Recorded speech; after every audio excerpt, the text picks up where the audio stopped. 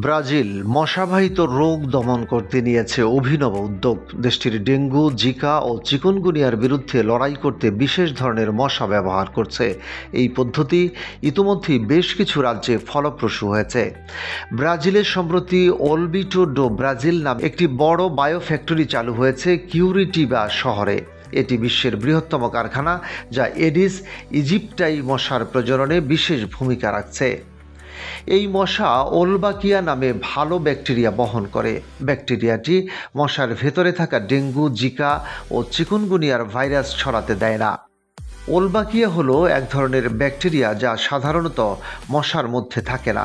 ব্রাজিলের বিজ্ঞানীরা এটি কৃত্রিমভাবে এডিস মশার মধ্যে প্রবেশ করান, ফলে মশার শরীরে থাকা ভাইরাসের বৃদ্ধি বন্ধ হয়ে যায়। যখন ওলবাকিয়া মশা স্থানীয় এলাকায় ছেড়ে দেওয়া হয়, তারা বুনো মশার সঙ্গে মিশে বংশবৃদ্ধি করে। কিছু সময়ের মধ্যে স্থানীয় মশার বড় অংশ এই ব্যাকটেরিয়া বহন করতে শুরু করে। ফলে মানুষের উপর মশার কামড়ের ঝুঁকি অনেকটাই কমে যায়।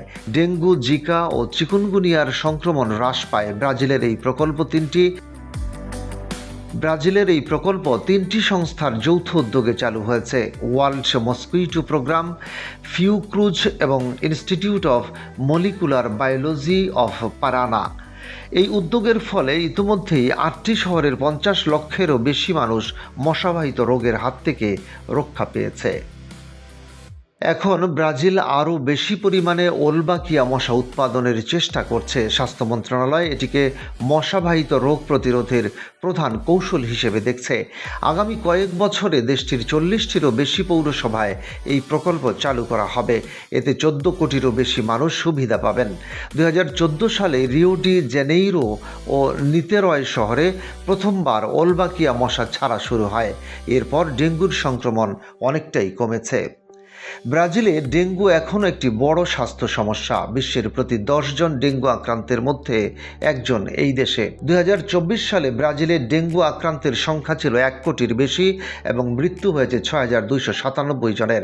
তাই দেশটি এখন নতুন কৌশল ওলবাকিয়ার উপর বেশি নির্ভর করছে।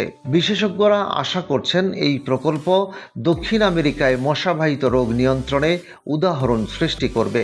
ব্রাজিলের এই অভাবনীয় পদক্ষেপ আন্তর্জাতিক স্বাস্থ্য বিশেষজ্ঞদেরও আকৃষ্ট করেছে।